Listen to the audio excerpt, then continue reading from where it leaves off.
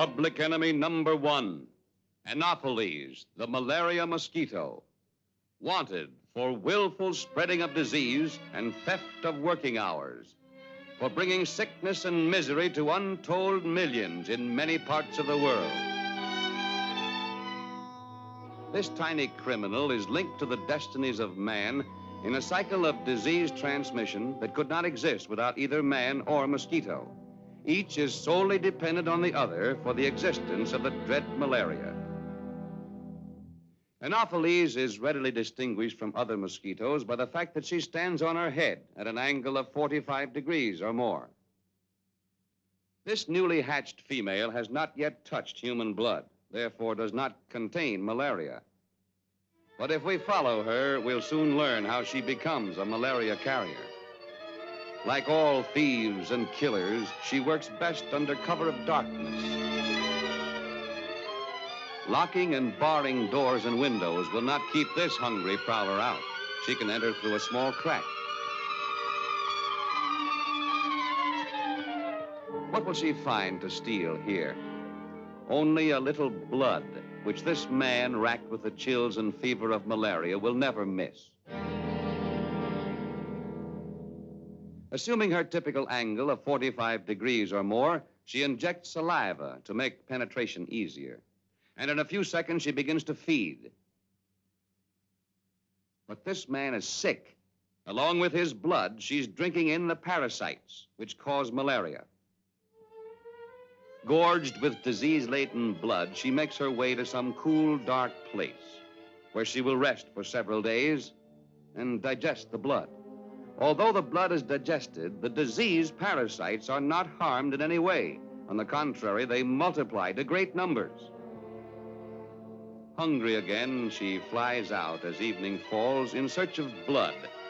This time she carries with her the malaria parasites with which she is infected.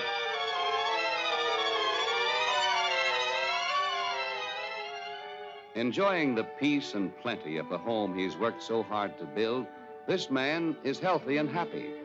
Little does he suspect he's to be the victim of this bloodthirsty vampire. Again, saliva is injected to make penetration easy. But this time, the saliva contains malaria parasites, which enter the bloodstream. She dines on healthy blood, and in payment leaves the chills and fever of malaria. In all probability, this man will not die, but neither will he truly be alive, for he'll be continually in poor health, unable to work and keep up his farm. Slowly, he will lose all he has worked for. His crops will rot in the fields. His buildings and fences fall into disrepair. His livestock will be neglected, and he'll be unable to earn the money to feed and clothe his family. Multiply this man's tragedy by numberless cases all over the world, and we have millions of dollars lost, as well as untold misery for the victims. And all because of this tiny criminal, which has assumed the proportions of a monster. Are there 6 or 7 people in the audience who will volunteer to help us combat this evil? Good. Well, thank you, men. But before we can attack the enemy, there are certain facts we must know. The first and all-important fact is this. The Anopheles mosquito must have water to lay her eggs in.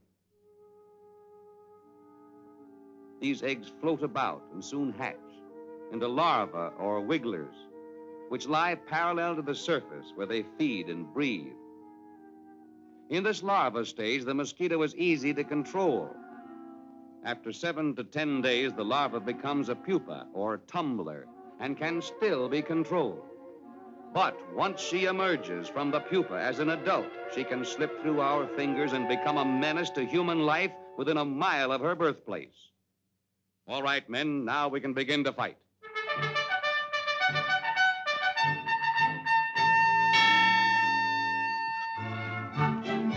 We can start by cutting the weeds where the mosquito lays her eggs.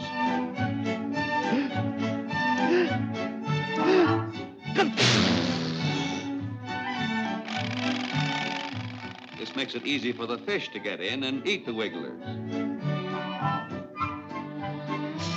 Spraying oil on the water is a sure way of killing mosquito larvae of all kinds. The oil enters the breathing tube and promptly kills the wiggler.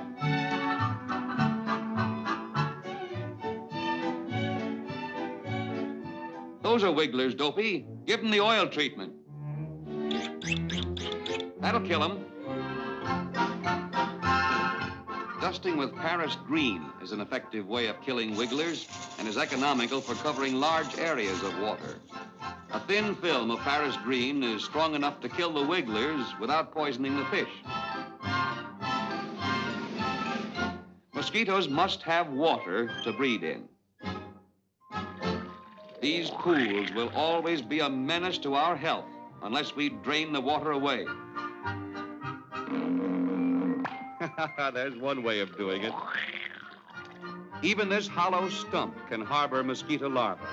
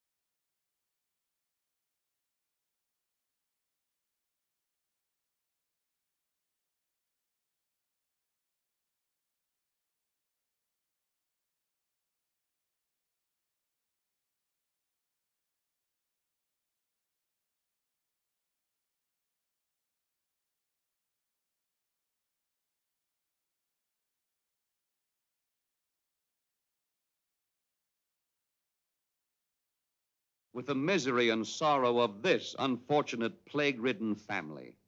These people have lost everything simply because they failed to take a few easy precautions. Remember, there is only one cause of malaria, the mosquito. Destroy the mosquito and you will wipe out the disease. Then, in place of sickness and poverty, there will be health, safety, and happiness.